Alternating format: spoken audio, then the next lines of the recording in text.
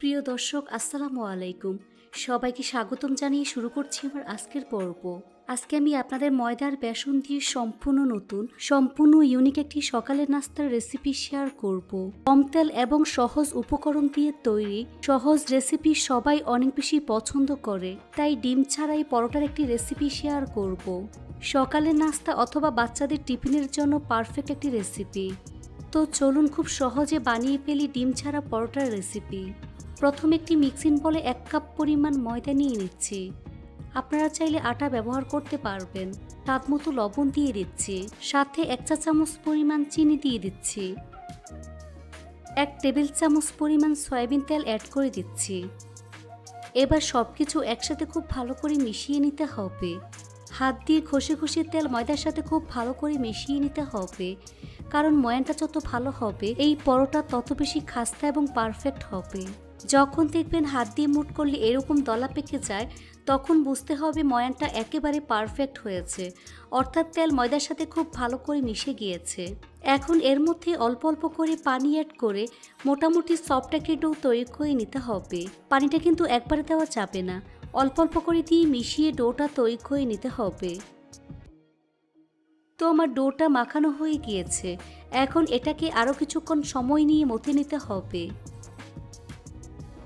পরে সামান্য পরিমাণ সয়াবিন তেল দিয়ে দিচ্ছি, এতে করে ডোটা ড্রাই হয়ে যাবে না, একেবারে সফট থাকবে। পরে কিচেন টাওয়াল দিয়ে ঢেকে দিচ্ছি, তারপর ঢাকনা দিয়ে ঢেকে রেস্টে রেখে দেব প্রায় 20 মিনিটের মতো। এখানে একটি বাটিতে 3 টেবিল চামচ পরিমাণ বেসন নিয়েছি, সাথে 2টি কাঁচামরিচ কুচি দিয়ে দিচ্ছি, স্বাদ মতো লবণ দিয়ে দিচ্ছি, খুব সামান্য পরিমাণ মরিচের গুঁড়া দিয়ে দিচ্ছি, 1 চিমটি হলুদের গুঁড়া দিয়ে দিচ্ছি। এর মধ্যে অল্প অল্প করে পানি অ্যাড করে মিডিয়াম ঘনত্বের ব্যাটার রেডি করে নিতে হবে। এই ব্যাটার খুব বেশি পাতলা করা যাবে না, আবার খুব বেশি ঘন করা যাবে না। 2 টেবিল চামচ পরিমাণ ধনিয়া পাতা কুচি দিয়ে আবার খুব ভালো করে মিশিয়ে নিতে হবে। সাথে 1 চা চামচ পরিমাণ সাদা তিল অ্যাড করে দিচ্ছি, আবার খুব ভালো করে মিশিয়ে মিশ্রণটা রেডি করে নিতে হবে। দেখুন ব্যাটারের ঘনত্বটা ঠিক এরকম হয়েছে। এখন এটাকে এক সাইডে রেখে দেব।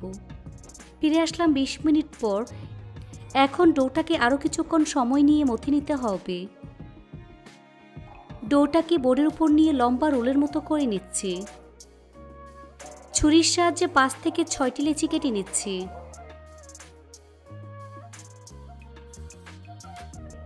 এখান থেকে একটি লেচি নিয়ে বাকিগুলোকে মিক্সিং বলে ঢেকে রাখবো, এতে করে লেচিগুলো ড্রাই হয়ে যাবে না, একেবারে সফট থাকবে। লেচিটাকে ঠিক এভাবে গোল বলের মতো তৈরি করে নিতে হবে।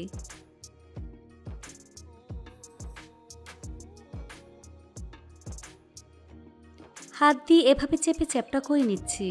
তারপর বেলুন দিয়ে বেলে মিডিয়াম পুরুত্বের পরোটা তৈরি করে নেব। পরোটার নিচে সামান্য পরিমাণ ময়দা ছড়িয়ে দিচ্ছি।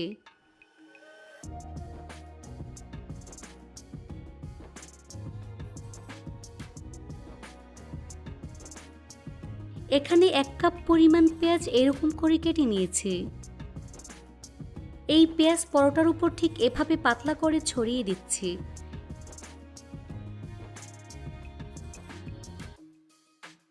তারপর বেলুন দিয়ে হালকা হাতে বেলে পেঁয়াজ পরোটার সাথে সেট করে নিতে হবে।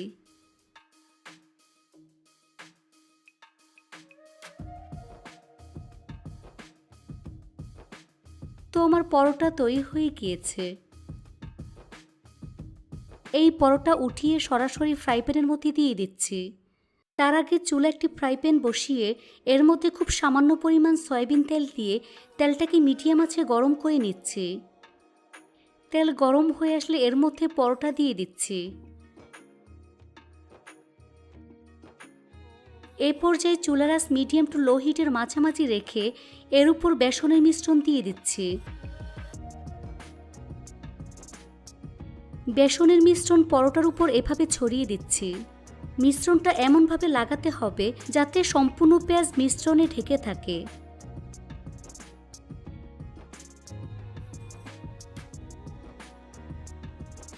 সম্পূর্ণ পেঁয়াজ বেসনের মিশ্রণে ঢেকে নিয়েছি। যখন দেখবেন উপরে ড্রাই হয়ে আসবে তখন পরোটা আমি উল্টে দিচ্ছি। এভাবে চেপে চেপে দুই পাশ গোল্ডেন ব্রাউন করে ভেজে নিতে হবে।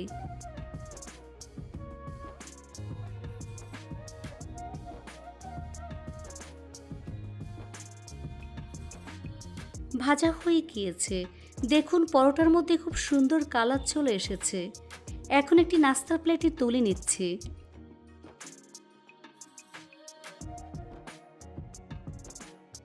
একইভাবে আরেকটি তৈরি করে ভেজে আপনাদের দেখিয়ে দিচ্ছি। এর মধ্যে আমি আরেকটি পরোটা দিয়ে দিয়েছি। উপরে বেসনের মিশ্রণ দিয়ে পেঁয়াজটাকে ঢেকে দিচ্ছি। চুলার আঁচ মিডিয়ামে রেখে দুই পাশ উল্টে পাল্টে গোল্ডেন ব্রাউন করে ভেজে নিতে হবে।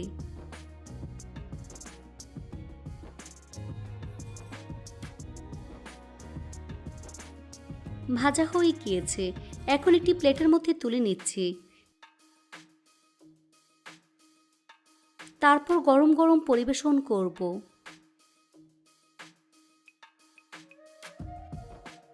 সবগুলো পরোটা একইভাবে রেডি করে নিয়েছি। ডিম ছাড়া যে এত সুন্দর পরোটা তৈরি করা যায় এটা অনেকেরই অজানা।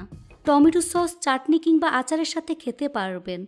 খেতে অসম্ভব মজার হয়। আপনারা চাইলে সকালে বা বিকেলে অথবা বাচ্চাদের টিফিনের জন্য বানিয়ে নিতে পারবেন।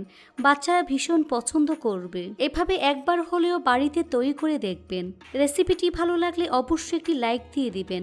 সবাই অনেক বেশি ভালো থাকবেন। আল্লাহ হাফেজ।